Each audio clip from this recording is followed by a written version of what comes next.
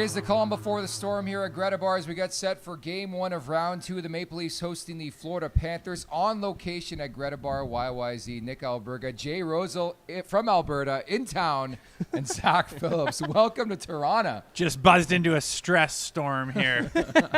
We're good. We're feeling good. You know what people don't see is what happens behind the scenes with this type of stuff. There is wires and screens and knobs everywhere, and you guys are just giving her. Producer Vic behind the scenes. Shout out.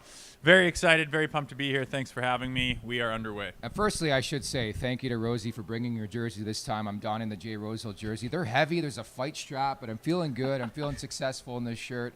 Zach, how are we feeling, buddy? I know you were a bit stressed earlier today. We're good, right? Yeah, we're good now. We got everything set up a couple minutes late, but regardless, it's like you said before we started this thing. It's like the Leafs. Yeah, you know, 8 o'clock puck drop, 7 o'clock puck drop, but it actually starts at 7:14. Dude, That's pretty much us. Wait till the conference finals and the Stanley Cup final because the Leafs are going there, and they say 8 o'clock, and it's 8:25 puck drop. So we're lucky tonight. I was talking with Rommel about that earlier.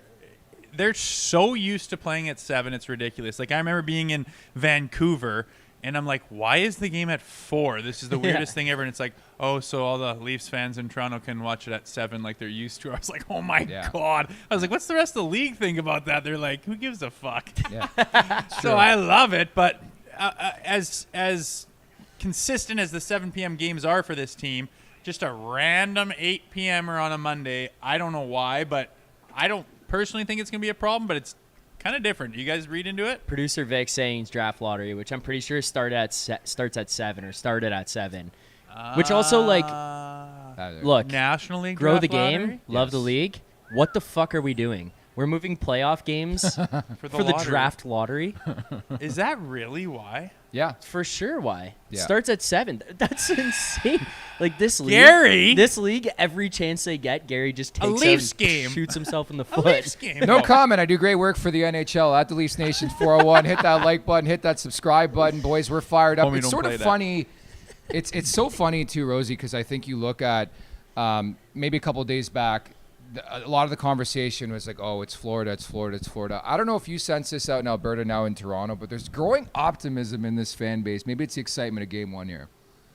I hope so, man. I mean, I don't know. To be honest, I was thinking the buzz to play the Sens was huge. Winning the Atlantic was huge.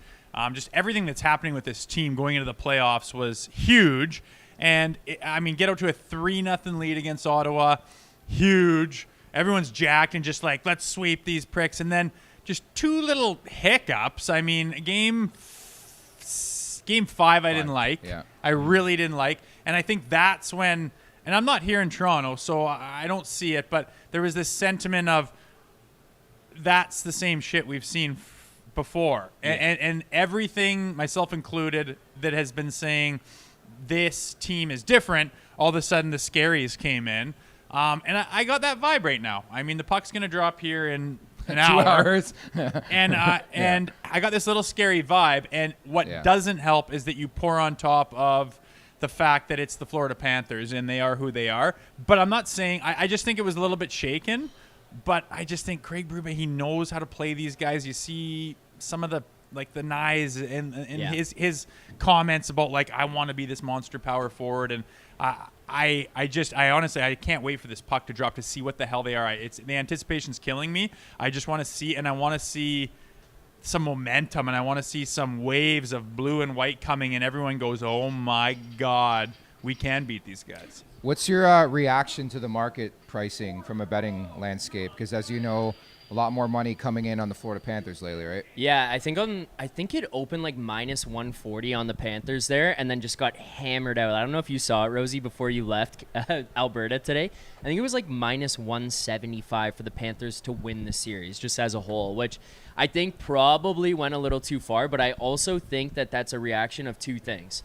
One, how they handled the Tampa Bay Lightning, which is like it's also just a general like feeling and sentiment about even people not looking at the betting and how these teams are going to match up. How they handled Tampa, which was honestly terrifying. Like, they kind of just rolled in there and said, we're going to do whatever the fuck we want, and they did. And I think the late struggle by the Leafs to close out the Sens, that also kind of factors in here, which I mean, I'll be honest, that's why I feel a little less confident going into this one than I think maybe some other people do. Maybe Huts and Rosie told me I'd be a little bit more confident than I was, but I think that's part of it. Was just it felt like an uncomfortable close to the end of the series against Ottawa, despite doing it in 6, whereas Florida on the other side basically just went in there and steamrolled the Lightning. Now, I don't think many people really thought it was going to end that quickly, regardless of who you thought was winning that series. I want them to play free and easy, though. Like, I like this us Embrace against the the underdog. world. Exactly. Like, because I think people forget, like, a couple years ago, Florida comes off, coming back from 3-1 in that Boston series. They were the underdog in that series. And the Maple Leafs, a lot of people expected, like, the whole we want Florida thing, not to rehash it and bring it back. But the Toronto Maple Leafs were the overwhelming favorite in that series. Now they can flip the script here, Rosie. Yeah. I don't care. I don't care what Vegas says. The line's all buggered up because of how many fans the Leafs have. Like, I don't care. It is, what is your approach going to be to this Florida Panther team? Like, if you just adopt a mentality, like, yeah, and maybe us against the world, or we're the underdogs, or we have nothing to lose, like, whatever it is. But the sentiment of these guys are beatable, and if we just come at them like fucking maniacs, man. Yeah. Like, you notice they're dumping the puck a lot more, and some people hate the dump and chase and think it's boring and whatnot. And I don't want you to gain the red line with numbers and just flick it in the corner like a moron like I would have done. But I want you to understand that if there's a 50-50, you don't have numbers, your winger's changing, get the thing deep, and then watch the guys flood and flood and flood. And that's what they do. They forecheck like crazy, and it turns pucks over. It causes havoc. It wreaks havoc in your zone. It causes more ozone time. The D-men don't want to touch the puck anymore. Like, if you can just create some kind of havoc for them for once, and don't react to them. Oh, they're the scary Florida Panthers. They're going to push, and then next shift I'm going to pretend like I'm going to push them back and like say, am I doing it right? Like, no, fuck it. Just together, okay, you're the underdogs. Empty the tank, dump everything at them, throw the kitchen sink at these guys. See if you can get them on their heels. See if you can get them overthinking things. See if you can get them in a place that they haven't been in a long time. The Leafs is a really good goddamn team. Start to do that kind of thing. Get some opportunities offensively. We got the big guns to bury, which they have to do, and see where the chips fall. But I just don't care about any of the narratives. If you dump the fucking tank at these guys, you have a chance to win it. Unload the tank like you in every NHL shift, right? Yeah. That's exactly what we're doing. I love his face. Got so excited there. Forget there's a puck out there. You got to remember there's a puck. No, I love Anthony Stolarz talking about being horny with that poach check. The Leafs have to be horny with their game plan, Zach. Yeah, the one thing that I think is nice about this too this year is that they have the ability and have done it during this season to actually play that game. Yeah. Like, I think if they were to have tried to do this in years past, maybe they didn't have the bodies to do it. Maybe they didn't have the system in place to do it. But you look at how they've been structured now, what Craig Berube asks of them. They do have it. The one thing for me that concerns me, like, Rosie, I'll never forget that game when you came on after the Prime game, the first one of the year against the Lightning, when they played earlier, and they just rolled the Lightning. They played physical. They played heavy. They won every puck battle. They won every race. Like, they played that style that you're talking about where it's just like, get in on these guys and make their lives miserable and win those back. In years past, they would have tried to do that, but they're not that team. Yeah. Now they have that ability. It's just like, do you want to do it consistently or not? Are you going to decide to buy in? Which is the one thing that still to this day, like, drives us nuts. It's like the Game 5 game where it's like, you kind of just chose not to do it today, but they have the ability to, which is one thing that is more comforting than where I've been at least in years past. And let's just call a spade a spade. You play like you did in Game 5, you get fucking swept. You're done. Like, we're not. Why even set this shit up? There's no point. It's send Vic home. But like, you have won the Atlantic for a reason. The last time they played these guys, I can just picture Max Domi fucking pummeling uppercuts at center ice, and then spooling up the fans. Be cocky, be confident. You guys have home ice advantage. You won the Atlantic. You guys can run around. You have the big boys on the back end. Bang, crash. You just it's mental. You have to commit to it. Just commit to doing it a certain way. Max Domi, You have to run around like a maniac. If anyone has a problem with it, yeah, maybe you spring load your gloves and beat the shit out of someone, or who gives a shit what happens in the fight? Yeah. Spring load your gloves. Go to the bench, pick them up again, do it again the next shift. Call on their bench, say, you guys are fucking done. We are different. You have no fucking hope. We won't stop. And just have that mentality. And then things start to go well, and you just don't. It's just an avalanche. Yeah. And you got to just find that. And they have it. We've seen it so many times. But it sure as fuck isn't Game 5. It's the other stuff we've seen, and they're capable of it. Just what are we going to see tonight is the only question left to be answered.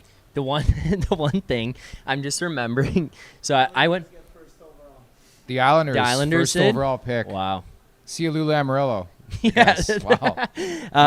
That was the deal that they made. Yeah. They were like, all right, get this guy out of here. You get the first OV. The one thing that it was insane was I went out yesterday for a buddy's birthday, and this guy there, he says to one of my friends, I didn't know this guy, he says to one of my friends, that looks like the guy from the Leafs Nation.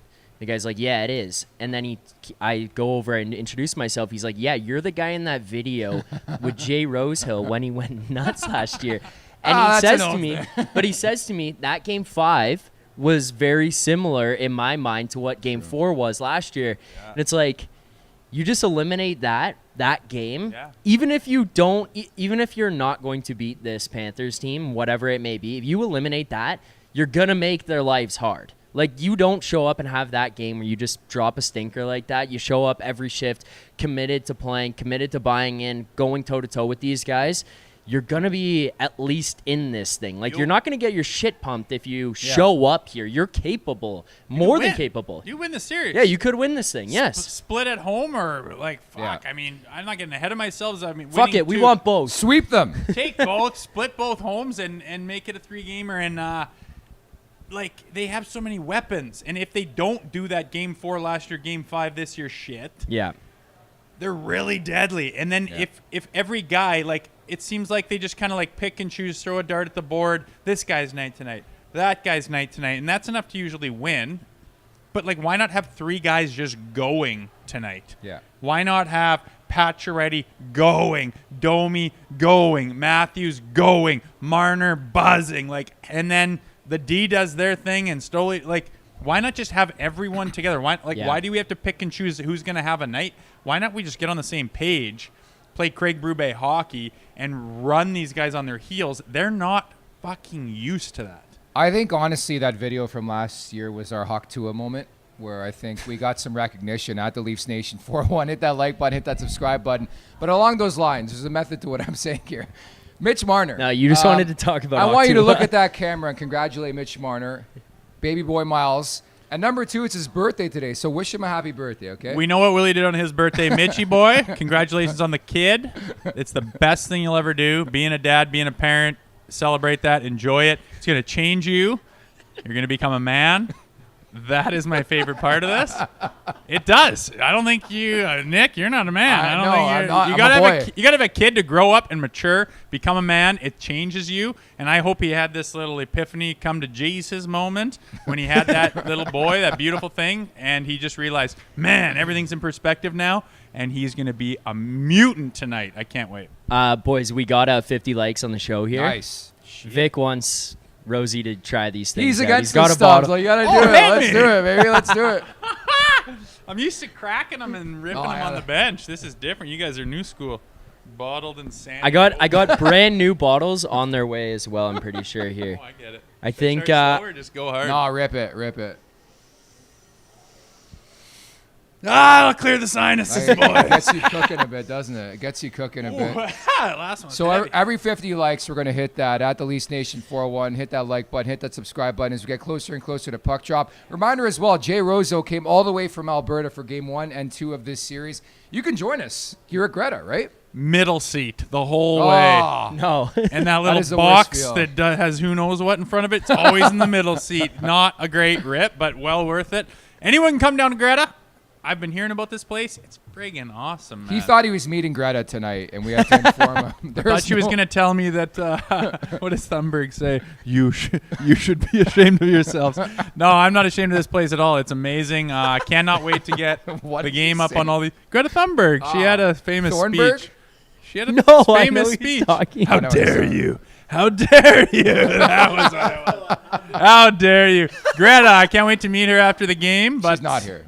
anyone can come. We got some space. We got a little setup here specifically for Leafs Nation fans. And I got people on Twitter saying, like, am I allowed to come? Of course. And there are people that, like, jab at me, and they're like really? Marner lovers and stuff. I'm like, of course you can come. Like, why not? Uh-oh. Let's bury the hatchet. And then this one guy in particular said, Rocket Security, is he coming tonight? Not in. Not a This chance. other guy says, I'll see you there. So I'm like, I'm watching for you, buddy. Hey, I can't wait to wow. bury the hatchet. I But love these pigeons, man. You meet them in person, awesome. different person, right? Different. DPG last time you Oh, guys were here, beauty. I was dying. I was Yeah, like, he these was guys. fired up. Sens can is suck good. my sack, I think is what Yeah, he was he did. yelling. He did.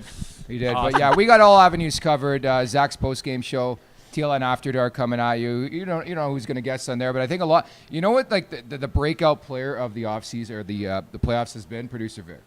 Yeah. Producer Vic. This guy is working. He's got like, some hot takes, man. I'm this working 18 hours a day, but that's why he's got these takes. His brain is just cooked right now. Yeah. He's just spitting out insanity, and he's like on the post game. He's like, I think this is what I'm going to say tomorrow. And then he wakes up. I listen to the show. Whatever he said on the post game to me is like 10 million times turned up in the morning. It's insane. His hot takes are hard to take sometimes because they're spicy. I don't. Sometimes if I don't know what it is beforehand, if they're not on the breakdown or he comes up with it mid-show, and then he hits us with it, They're good, man. Guys, I'm like, man, I see what guy's you're just saying, but I he's don't know ripping how the to bottle handle behind this the thing. salts for fun. Yeah. Vic's dialed in. Everybody here at Greta Bar is dialed in as we get closer and closer to puck drop. Let's talk about the crease. I am safe in saying I think everybody in this room right now very confident in the crease. Anthony Stolarz, the revenge look against Sergei Bobrovsky.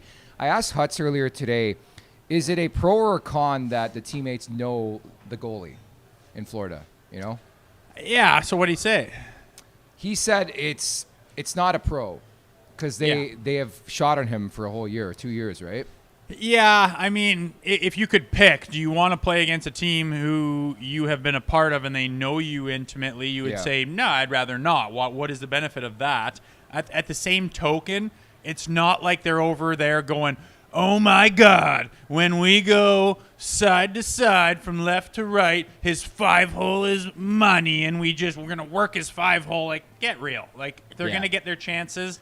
And they're going to try to bury whatever the hell. It doesn't really matter who's in there. He doesn't have this glaring weakness, or he wouldn't even be near the position that he's in.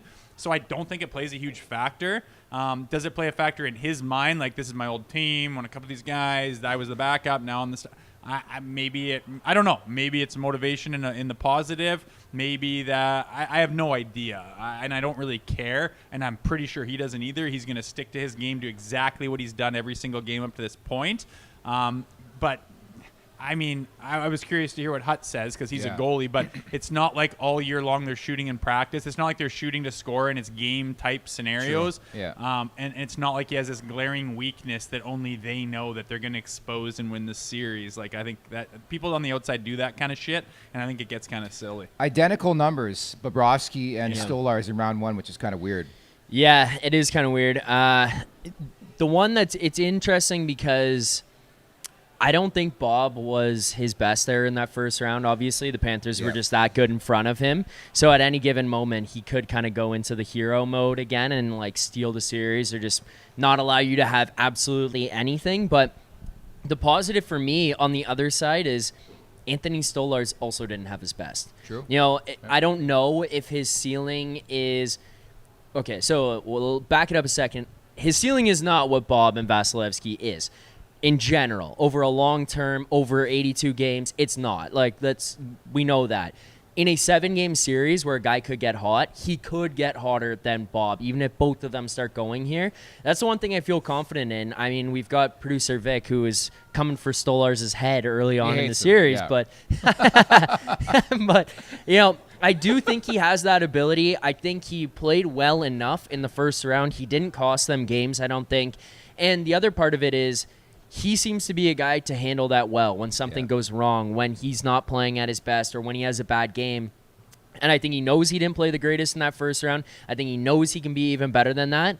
And I do think that those Bob numbers are a little bit scary. Like, it makes me want to not put on white underpants to watch the game. True. But it's like, okay, yeah, that may not be that great. And knowing he could get that much better, but I also believe Stoli has that ability too. So I'm not really like that concerned right now about the goaltending matchup. I think the key, honestly, for both teams in this series, and I think from Stolarz' perspective, because he's buddies with a lot of these guys, you got to get past that right away.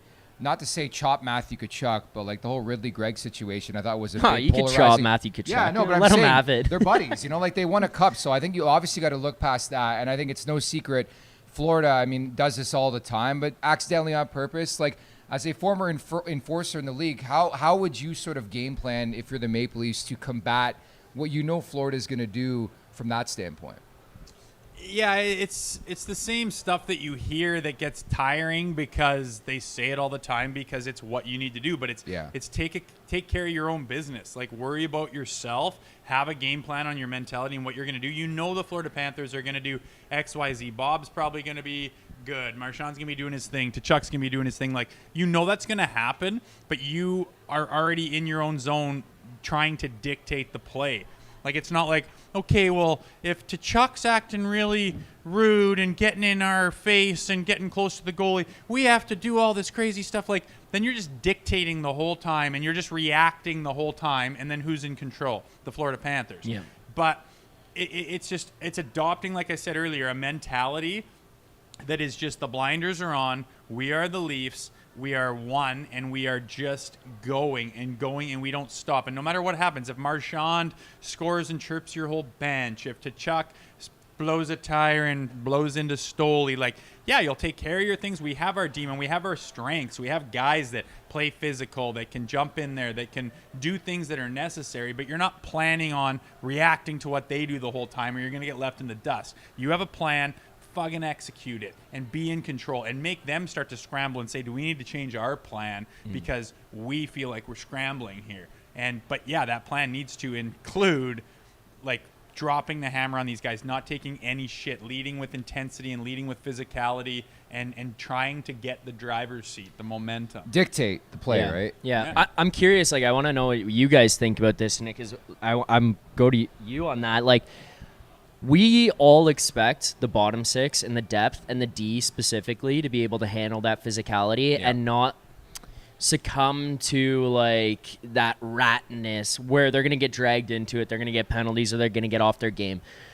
I'm curious what you guys think is going to, what you predict, I guess is the better way to put this, the top four are going to do in this. Because I always remember Matthews getting dragged from behind in that Montreal series Smiling, and laughing. yeah. That pissed me off so much. Marner against Tkachuk when Tkachuk's face washing him and he's standing there smiling and people are like, oh, well, you don't want them to engage. I'm like, no. That sent a message to everyone that these guys are the biggest pussies in the world and they're not going to battle back. I'm not asking for the guy to throw bombs and go in there and fight, but like be engaged. Willie, JT in that series against Ottawa, I thought both of them did a decent enough job getting involved in the scrums, being in there. You don't have to be, again, throwing punches, but they're in there. And like Pontus Holmberg gets slashed, William Nylander comes flying in from the top of the circles and is like throwing cross checks at guys. Like, I appreciate that, but this is a different beast with these Sens, with the Panthers versus what you had with the Sens. Like, do you think they're going to be as engaged in it? Do you think they're just going to leave it? What do you think is going to happen? I think a big story for me is like composure, preparation. Those are two buzzwords that I used going into the series against Ottawa, and I felt like the Leafs in the opening game of that series brought it. I think discipline, goes without saying, every buzzword you want to use. But I've almost conditioned myself and prepared myself for maybe the inevitable that the core four, they're going to do their best to keep them to the perimeter. And will they get to the dirty areas to score goals, Rosie, is my big concern. It's my big question. Like, you're not scoring that perimeter shit on Bobrovsky. Like, you're just not. Like, and I think I credit the Leafs and the big boys specifically for how they scored goals in that series. But can they translate that now to a team that won the Cup last year, is really stealth defensively? A big story we haven't touched on, Aaron Ekblad's not playing in this game. Could be a Leaf on July 1. Just never know. But he's not playing today. So, you have to find a way to pounce on a situation like that, knowing a guy of that ilk is not playing. But from the Maple Leafs perspective, those core 4 guys, can you get to the dirty areas is the big question for me. Yeah, and that comes down to like what Zach was talking about, and that alludes to, the mentality of can they pierce the dirty areas and can they get to the, the high opportunity areas where you're going to get your chances. Are you just going to be held to the outside? If you're that's Sheldon Keefe hockey, what you're talking about. Sure. They were like, don't buy into anything, don't get into any scrums, keep your hands down, let them take penalties. Like, what a mentality. Like, they're not a bunch of meatheads from the United Hockey League who are just going to come out here and start taking penalties. They know what they're doing. That's my point about that mentality of, no, we're dictating, we're going balls out. If they want to start a scrum and do that shit, you're doing it right back. The refs know they're the Florida Panthers. They know who Tkachuk is. They know who Marchand is. You're not going to go out there and pray to the penalty box, but match their bullshit at the end of the whistle, match their hitting, run in there for their guy. If one guy's sitting there getting railed by 4 of their guys, the whole goddamn thing, I don't care if the face-off's outside of the blue line because your D-man came in. Who gives a shit? It's one face-off in an entire series. And how often do they actually even really... never. It's you're going to be fine. Don't cow to these Florida Panthers is my point. Play Craig Berube hockey. Come with physicality, with intensity. And if they want to start, playing that game almost after initiate the it, right? Like the Leafs should bring it, right? To a degree, like just don't cow to them. Like you said, how disgraceful was it watching through the TV of them clearly being told, just stand there like a bitch and take it. We'll get them on the power play. And then they go fucking 1 for 30. Like, great plan against the big What boys. an era, eh? It's not going to happen. They have to lead with some sort of physicality and, like, impose their will and let them know that you're not going to be in the driver's seat the entire time this series. I was reveling today that these guys are no longer kids, man. For fucking a decade, we've been talking about this team. Like, Marner's 28, Nylander's 29. Like, it's go time, Zach. I know.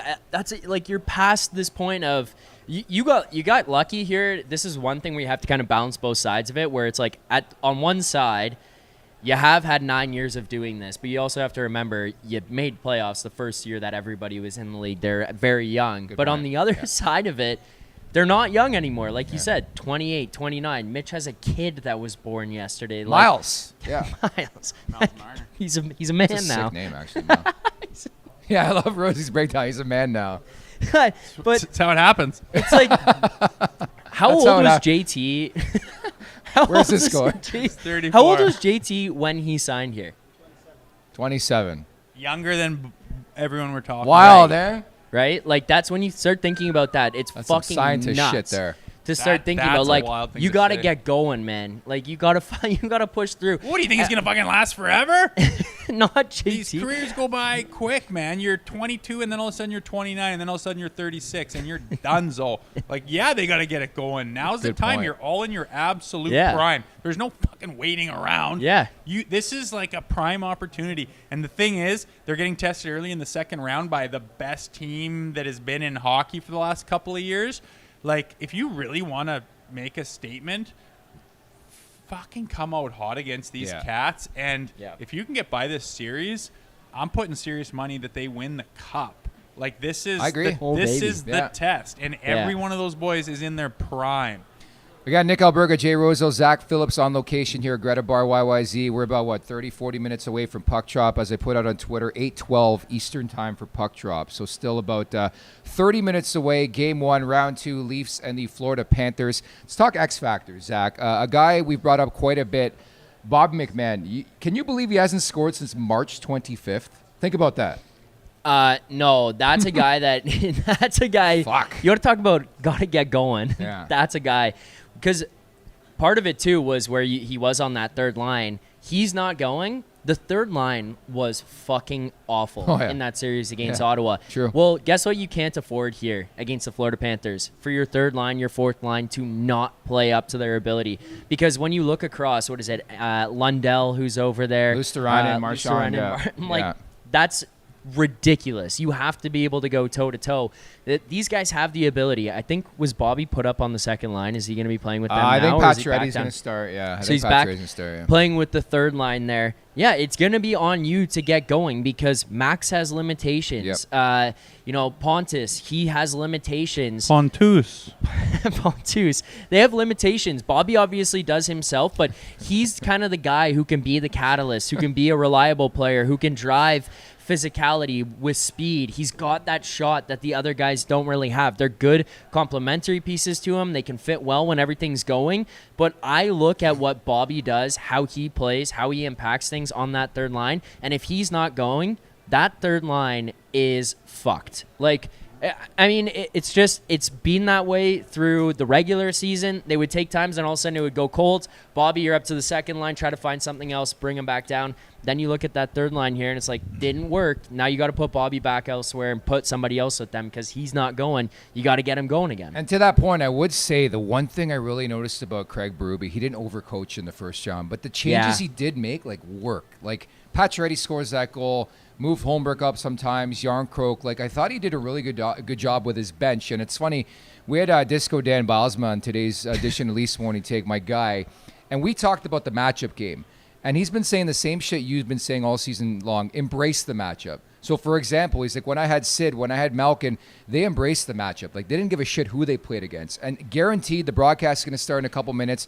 They're going to talk about trying to get Matthews away from Barkov. I think you relish that opportunity to play one of the best players defensively on the planet, right? Yeah, I mean, you look back to when, I think Craig Berube is way better for this group than Sheldon Keefe was. Yep. Everyone strokes him because he's a really nice guy and he made a nice message on his boat to say he really liked being here, and that's great. But his coaching style, he fucking panicked every period. Panic. When you're blending your lines like crazy and moving guys around and you can't stick to anything, what's it tell you? You have no confidence in what's happening. What does Craig Berube do? He just leaves it alone. It says, have some patience. Let this thing happen. Let it come together. I know what I got. I've watched him for 82 games. Let this thing happen. Everyone's like, ooh, and it's like, oh. Yeah, but what would have happened under guys with less confidence in the group? Blender, and all of a sudden, the guys don't even know what's up and down. I love the fact that he has some confidence in himself and his group, and he lets it ride. And you've got the pieces in place to do that, and it's a sign of panic when you're constantly changing everything. You are clearly desperate to find something because you don't believe in what you're seeing. And Craig Berube doesn't do that, and it's paid dividends there in the first round. So I appreciate that about him. I think it's a skill, and it's hard to do because a coach doesn't have a lot of control, and they want more, so they try to do things to say, oh, I'm helping. But Craig Berube, I think, has done a great job. Like you said, he is not overcoached. In support of Sick Kids, we got a super chat. Super chat. You want to read it, Rosie? Yeah. This is a big opportunity for Rosie. Super chat from Weston. Imagine the confidence with a Game 1 win. Maine loves you, boys. Okay. Decent read. In Maine. Maine. I read it too. That is what it says. No, last time, remember in Nashville, there was a lot of there was a lot of exuberance to you in Nashville when you were reading the super chats. Remember, you got fired up. Imagine the confidence with a Thank you. Game 1 W. Maine loves you, boys. Let's go, Luke. Okay, I got There you that. go. I didn't know I There had you to go. pump it up a little No, bit. I'm like, hey, we're super trying to get chat. fired up for Game 1 here. Nervous. Leafs and the Panthers. Anything else you guys want to add before we wrap here and get ready?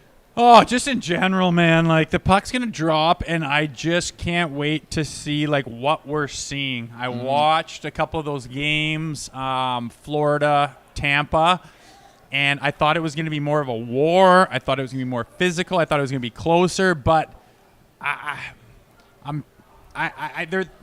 beatable. Like, they're not inhuman. I think they're the best team in hockey. Their record speaks for themselves. They have a lot of ducks in a row. They're a great team over there, no question. But that doesn't mean that the Leafs can't beat them.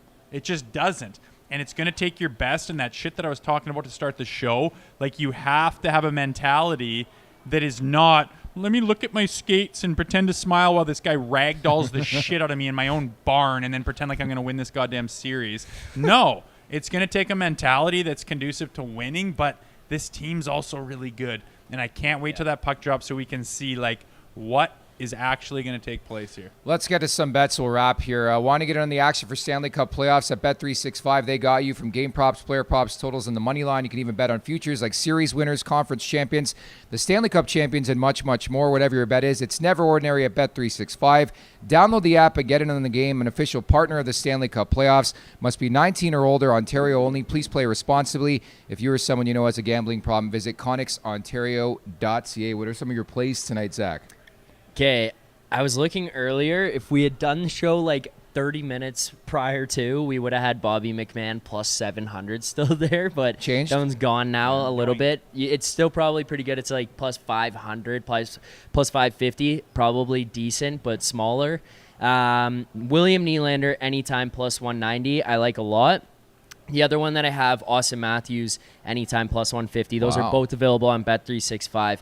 Willie, I trust, especially in these tight games, these big games. I think he's going to build off of what happened last series because he never really had the signature William Nylander game or like that playoff Nylander game, and he still got away with it. He got a bunch of points. He got some goals. He got 2 in the final there, or 2 in Game 6. I think that's something that gives him some confidence, get him boosted, get him going.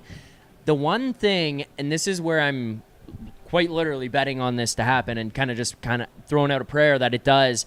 Matthew scores that power play goal in Game 6. I wonder if, and I could be proven wrong tonight, but that exercises some demons for him.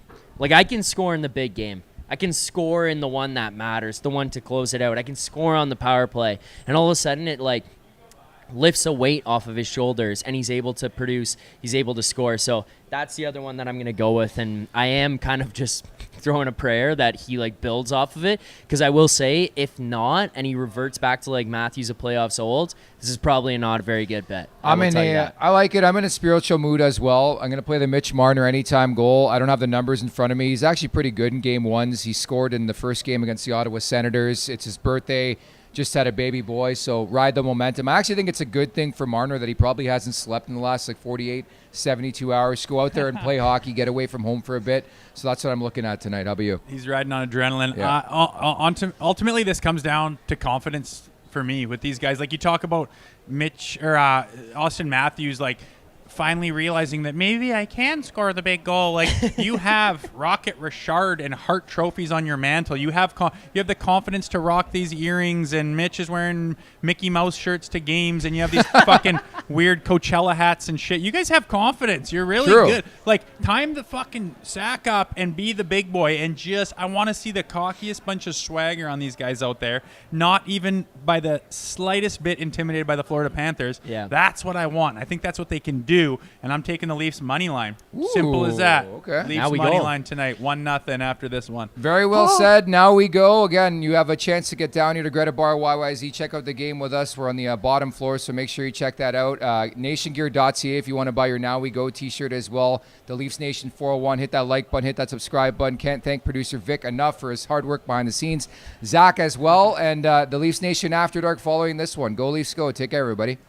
For more content just like this, including game previews, post-game live shows, Leafs Morning Take Monday through Friday with Nick Alberga and Jay Rosehill with special guests, as well as instant reaction videos, make sure to be subscribed here to the Leafs Nation YouTube channel.